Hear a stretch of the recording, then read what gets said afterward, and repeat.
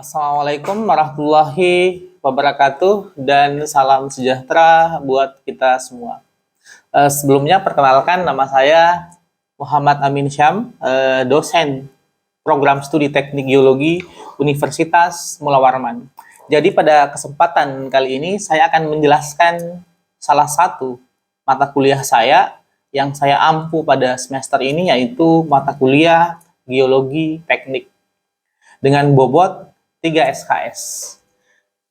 Geologi teknik secara garis besar menerangkan pengetahuan dan pemahaman tentang prinsip geologi yang akan kita gunakan dalam rekayasa, baik rekayasa sipil maupun dalam bidang pertambangan.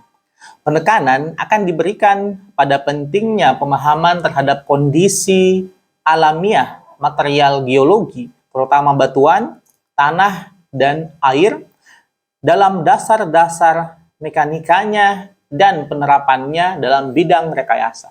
Kasus-kasus yang berkaitan dengan proses-proses geologi yang berpotensi mengganggu jalannya kegiatan rekayasa atau bahkan menimbulkan bencana alam juga akan dibahas dalam mata kuliah ini. Lebih lanjut, kuliah ini juga mencakup bagaimana teknik instrumentasi pengambilan data baik di lab maupun di lapangan, metode investigasi, dan metode pemetaan geologi teknik.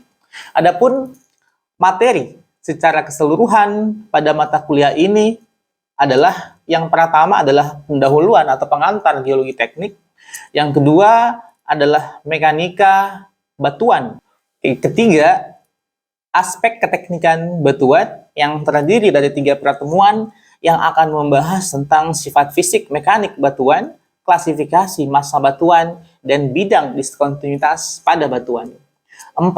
Aspek keteknikan tanah terdiri dari 2 pertemuan yang akan dibahas meliputi klasifikasi tanah dan sifat keteknikan pada tanah.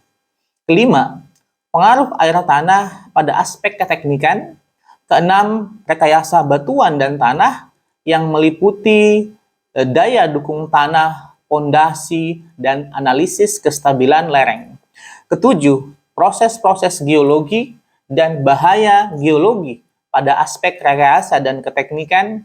Kedelapan, investigasi geologi teknik yang terdiri atas 2 pertemuan, meliputi jenis dan tahapan investigasi dan aplikasi metode geofisika dalam geologi teknik. Dan yang terakhir adalah bagaimana pemetaan geologi teknik. Adapun buku yang menjadi referensi pada mata kuliah ini, antara lain yang pertama adalah buku Engineering Geology karya Bell pada tahun 2007.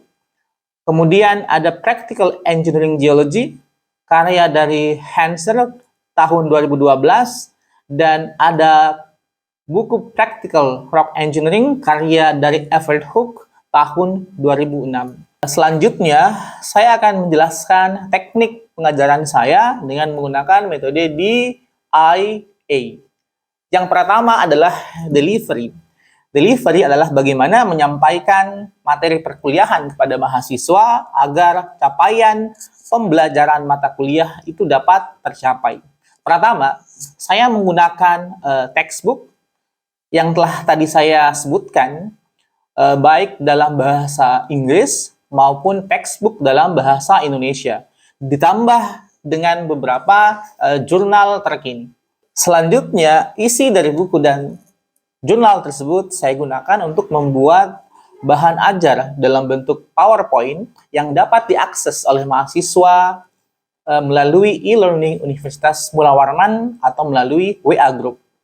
Dalam materi kuliah, tidak hanya menekankan pada teori, namun ada juga beberapa study case atau problem-based learning dari publikasi dan penelitian yang pernah saya lakukan. Dalam mencapai capaian pembelajaran mata kuliah ini tidak hanya kelas tatap muka, tetapi juga disertai dengan praktikum, baik itu praktikum lapangan maupun praktikum di laboratorium.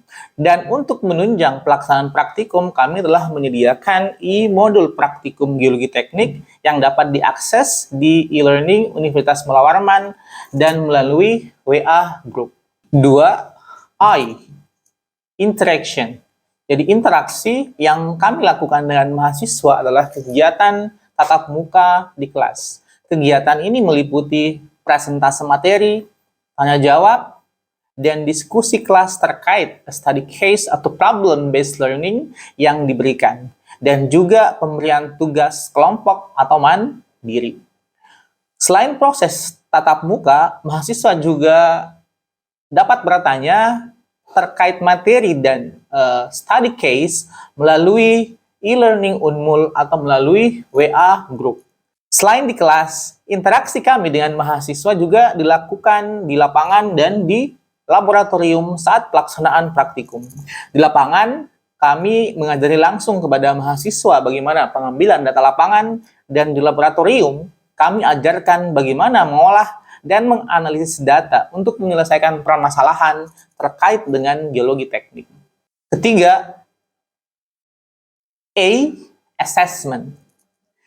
Assessment bergantung pada kontrak perkuliahan yang telah disepakati pada saat pertemuan pertama dengan mahasiswa.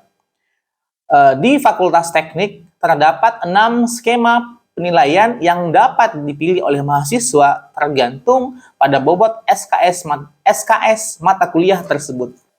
Penilaian mahasiswa dilakukan secara objektif yang nilainya diambil dari tugas, UTS, UAS, aspek sikap, dan keaktifan di kelas selama perkuliahan. Selanjutnya, saya akan menampilkan cuplikan video perkuliahan tatap muka saya pada mata kuliah Geologi Teknik yang dapat disaksikan sebagai berikut. Oke, Assalamualaikum warahmatullahi wabarakatuh. Waalaikumsalam warahmatullahi wabarakatuh. Selamat siang, salam sejahtera buat kita semua. Oke, mungkin sebelum kita mulai mata kuliah, mungkin satu orang bisa sedikit dulu. Sebelum memulai pelajaran ini, mari kita berdoa dengan agama masing. Berdoa dimulai. Berdoa Ustaz. Oke, jadi pada pertemuan kali ini kita akan membahas tentang klasifikasi masalah tua dari produk Mesri.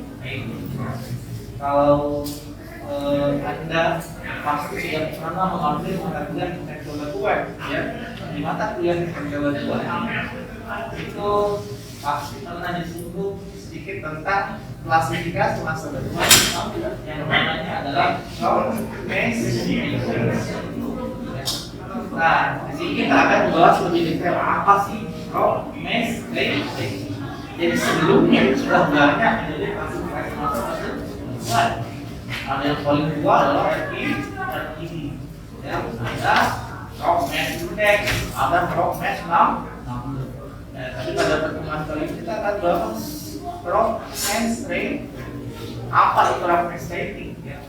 Jadi rock mesh rating ini disusun atau dibuat oleh Benioski pada tahun 1990. Tapi ya sampai pada metode ini itu panjang cerita. Jadi selama bertahun-tahun sistem ini telah diperbaiki. Kemudian semakin banyak studi yang dikumpul, ya.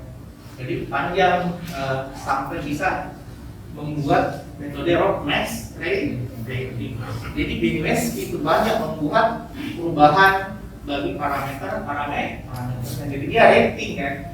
Jadi rock mesh rating. Jadi kalau kita bahasakan kita adalah peringkat masa batuan. Jadi nanti kita akan menilai batuan di situ. Ini batuan ini bagus atau kuat tidak? Bisa enggak? Mungkin saya bangun bangunan di situ, atau saya bangun dam di situ, atau saya pakai bikin lereng. Ya, jadi aplikasinya nanti banyak. Jadi bisa dikestalkan lereng, bisa dikestalkan terowongan. Ya. Jadi saya lanjut. Jadi metode RMR digunakan untuk mengevaluasi ketahanan massa batuan. Jadi sebagai salah satu cara untuk menentukan kemiringan lereng maksimum yang bisa diaplikasikan dalam hal pembuatan terowongan maupun lereng tambang. Jadi rock mass strength ini ada 5 ya. Jadi 5 parameter bukan 6. 6 itu sebenarnya yang bersama dengan slope mass strength, tapi tidak kita bahas di sini. Yang akan kita bahas itu adalah rock mass strength. Jadi apa parameternya? Jadi parameternya ada UGS atau point load index. UGS itu adalah axial compressive strength atau kekuatan batuan dari uji kuat ke aksial. Kemudian ada point load index. Jadi kalau saya tidak punya data UGS, maka saya bisa pakai data namanya point load index. Itu kurang lebih sama. Ya. Tapi ada kecualinya. Nanti setelah kita bahas. Kemudian ada air quality atau quality definition. Ada spacing atau discontinuity. Jadi spasi kekar. Ya. Jadi batuan itu punya kekaran ya. Nah, kita akan menghitung berapa spasi kekaran. Kemudian kondisi kekarannya, jadi discontinuity-nya, kekasarannya bagaimana, panjangnya bagaimana, ada isian-isian dari bukaan kekarnya dan sebagainya. Kemudian kondisi air panas. Di batuan itu ada tidak air yang mengalir? Atau kondisinya apa? Lembab kah? Ya. Ada air tapi debitnya berapa? Nah, itu masuk dalam ground water body condition. Nah, yang pertama ini axial compressive strength. Jadi kalau dengan batuan kan sudah dijelaskan bagaimana kita melakukan pengujian UGS atau axial compressive strength. Itu kan ada standarnya, ada syaratnya kan. Syaratnya apa? Jadi bentuk silinder atau kita bisa gunakan data coring ya, hasil pengukuran. Kalau dia hasil pengukuran ya kita harus coring dia. Ada alat coring namanya. Kita harus bentuknya silinder. Jadi ada perbandingan antara tinggi sama diameter. Ya, jadi tinggi dibagi diameter itu harus 2 sampai 2,5 kali. Ya, jadi kalau diameternya 5 cm, maka tingginya 10 cm. Ya, sampai 2,5 kali diameter. Apa bedanya UGS sama point load index? Kalau misalnya UGS mungkin dia lebih fokus pada perhitungan hasilnya yang harus kita. Kalau misalnya point load itu saya belum paham sih Pak. Dia lebih mengarah kemana mungkin pas indikator. Oke, jadi kalau UGS langsung ke nilai UGS-nya gitu ya. Oke, jadi kalau UGS ya kita bisa langsung menghitung nilai water kan. Tapi kalau kayak tidak bisa. Ya, hanya nilai point load index. Tetapi kita bisa korelasikan. Jadi kan UGS itu sama dengan 23 kali nilai point load index. Nah, ini dia rumus untuk menghitung nilai UGS. Ya, sebenarnya banyak rumus yang digunakan menghitung nilai UGS. Ada namanya rumusnya Prokopiev. Ada yang dipakai di Indonesia sudah SNI. Ya, dia adalah sigma CA dibagi 0,8 plus 0,2 dikali L per D-nya. Ya, ini yang dipakai di Indonesia. 0,88 plus 0,24 D per H, diameter per H tinggi ya, bisa L. Ya, ini yang dipakai di Indonesia. Ya. Saya dapat besar 250 MPa atau kalau PRI-nya adalah besar 10, maka ratingnya adalah 15. Tapi kalau saya dapatkan lemah ya 525 1,5 kecil 1 kan, dia ada aja 2 1 0. Tapi kalau dia point load index sudah 1, maka penggunaan UGS lebih dianjurkan. Nah, bagaimana menghitung nilai FYD? Jadi sebenarnya di make batu sama kan, sudah pernah dipelajari. Kalau saya punya coring, nah ini dia. Nah, ini data coring atau data hasil pengukuran. Dia panjangnya 1 meter. Kemudian kita mengambil yang lebih 10 cm. Jadi kita lihat dulu L-nya 38, dia lebih 10 kan? Kalau 38 cm lebih 10 cm kan? Kita tulis kan 38, 17 lebih kan? Lebih 17. Kalau 20 lebih kan? Lebih 20. Kemudian apa lagi? Ini ada 35, lebih kan? Lebih. Maka semua yang lebih daripada 10 cm kita jumlah kita bagi dengan panjang orangnya, itulah nilai RY ini. Ya, jadi kita dapat berapa? Sekitar 55%. Nah, kalau saya tidak punya data coring, saya tidak ada data coring, tapi saya punya data kar pada lerengnya. Ya, maka saya bisa menggunakan namanya metode scan line. Ya, jadi ini kan ada kar pada batuan kan? Kar pada batuan itu saya akan ukur ya berapa nanti berapa jumlahnya ya. Jadi saya punya panjang scan line-nya berapa, kemudian saya hitung berapa jumlah kekarannya. Nah, bagaimana asal hitung RQD-nya? Nah, 100 eksponensial pangkat dari 0,1 lambda dikali 0,1 lambda plus 1 lambda adalah frekuensi kekar ya. Atau berapa jumlah kekar per panjang scan line. Jadi ini ada talinya ini ya. Nah, ini ada tali di situ, ada meteran yang kita pasang ya. Jadi berapa jumlah kekar per panjang scan line itu adalah lambda. Jadi kita gunakan rumus yang ini untuk menghitung nilai FID. Kalau boleh, bagaimana kalau saya juga tidak punya? Anggaplah dia di ini kan, batuannya di bawah. Ya, maka ya kita bisa juga perhitungan RQD pakai blok join. Ya, bagaimana kalau blok join ini RQD menurut si Van Prok ya. Jadi 115 dikurang 3,3 JV adalah berapa jumlah kekar per meter kubik. Kita lanjut. Nah, ini adalah nilainya. Tapi tadi RQD ya. Besar kecil 25, ratingnya 3. 90 sampai 100 apa ratingnya adalah 20. Ya. Lanjut, jarak discontinuity.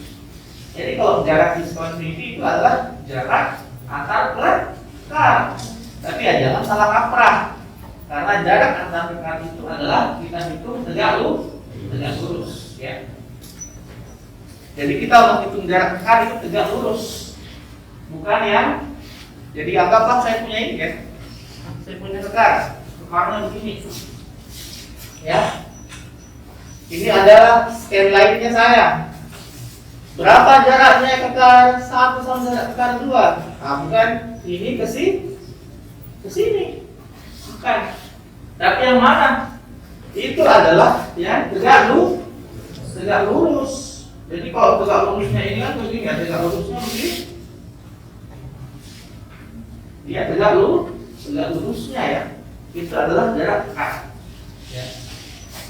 Nah, bagaimana menghitung jaraknya? Kalau anggaplah tadi kayak begini kan, modelnya begini gimana cara hitungnya?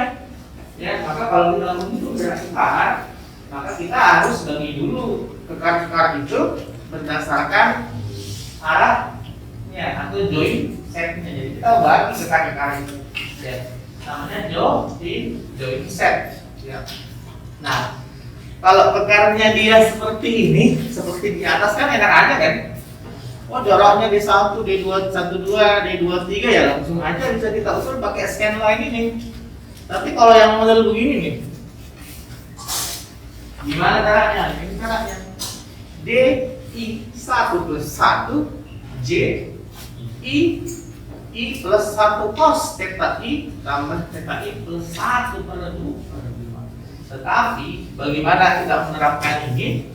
Kita harus bagi dulu kekar kita per masing-masing join set. Ya.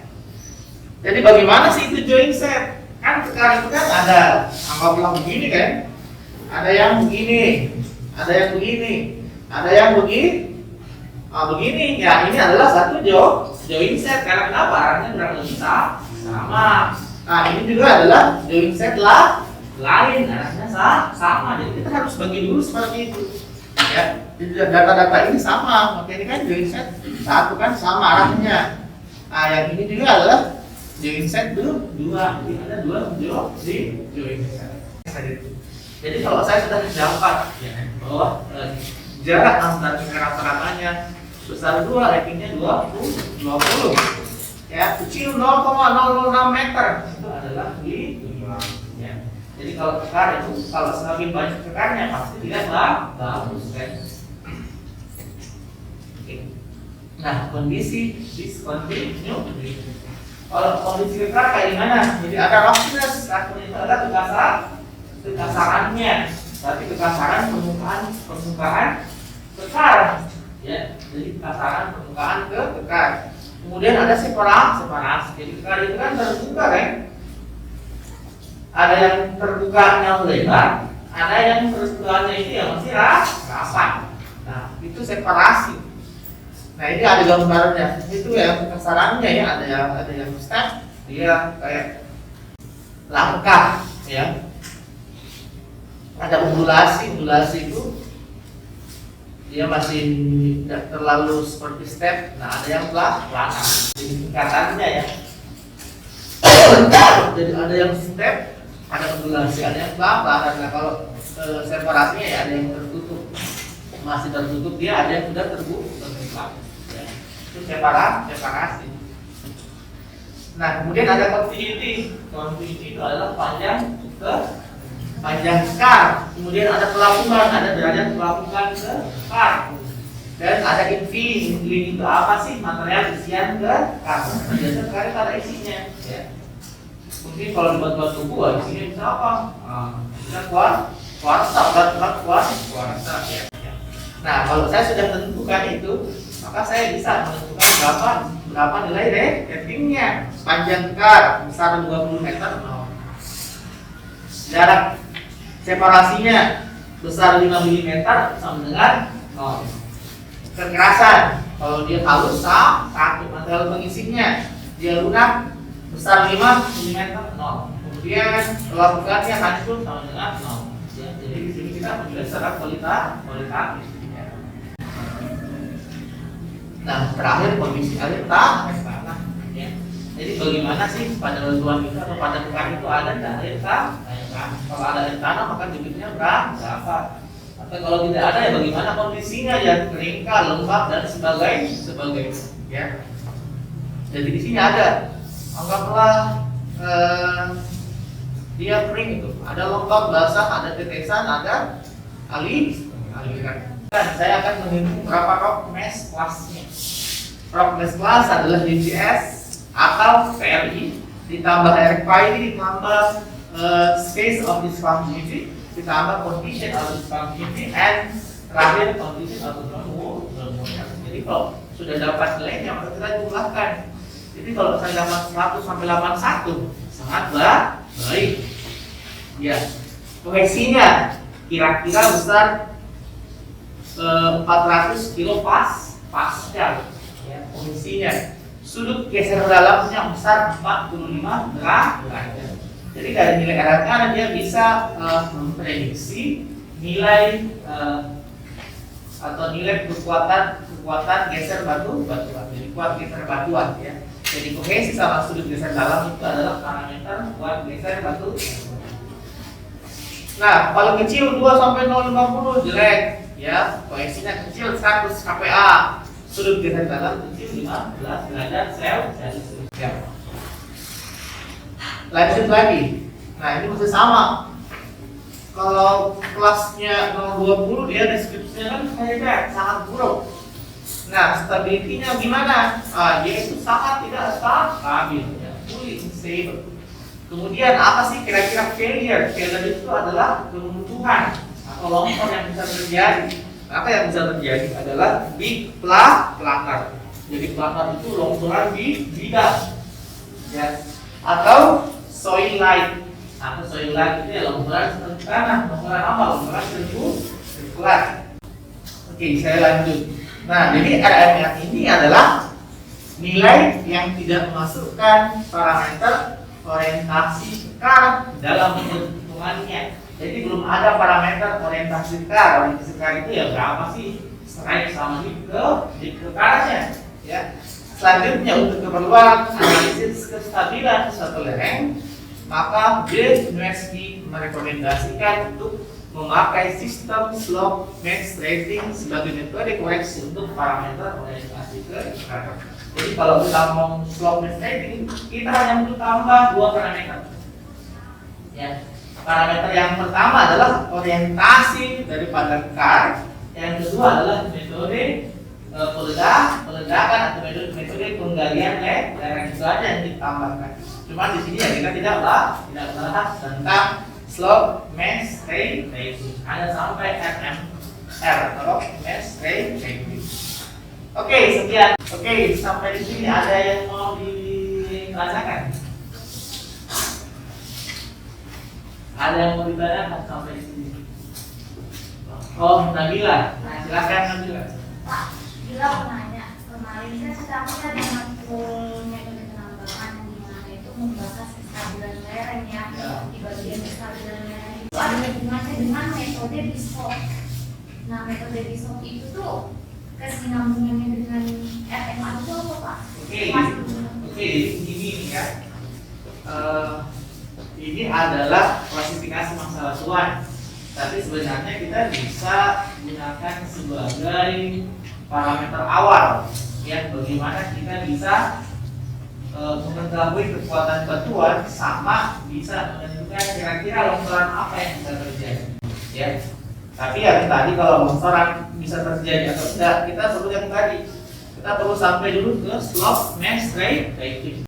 Di klasifikasi masalah batuan RMR ataupun slope max rating itu belum bisa menghitung namanya faktor keamanan.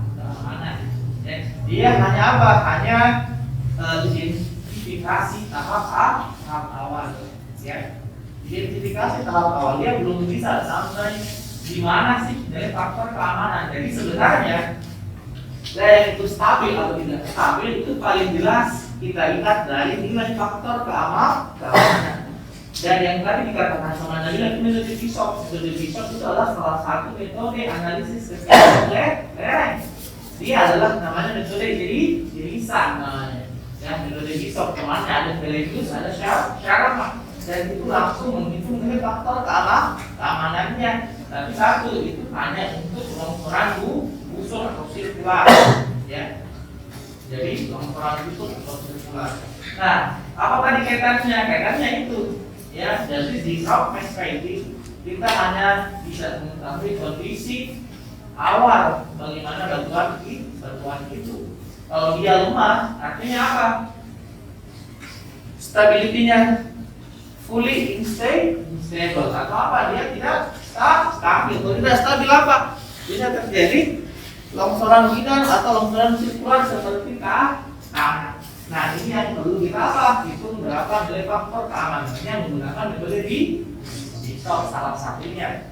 Kalau saya dapat faktor keamanannya ternyata 1 atau lebih kecil 1, ya, kalau ditambah biasanya kita katakan aman kalau besar 1,2.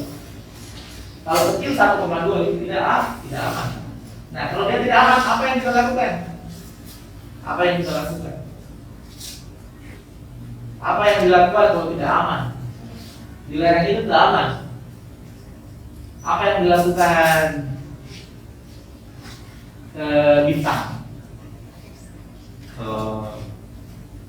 Kalau misalnya apa kita perlu melakukan penggalian ulang atau penggalian? Oke, salah satunya bisa penggalian ulang, ya.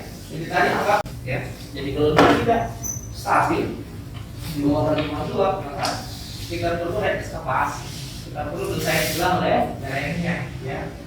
Kalau slope-nya 40, kita kasih turun 30. Atau kita bisa kasih berjenjang. Jadi kalau tambah pertumbuhan kan kebanyakan berjenjang. Tujuannya adalah salah satunya untuk meningkatkan nilai FK. Faktor keamanan. Atau yang dikatakan roll dan sebagainya. Ya. Oke, mungkin itu udah bilang. Oke, cukup ya. Jadi kalau slide-nya bisa diambil, ya. Silahkan. Saya rasa cukup pada pertemuan siang hari ini. Jadi kurangnya saya mohon maaf. Langsung saja saya tutup. Assalamualaikum warahmatullahi wabarakatuh dan selamat siang.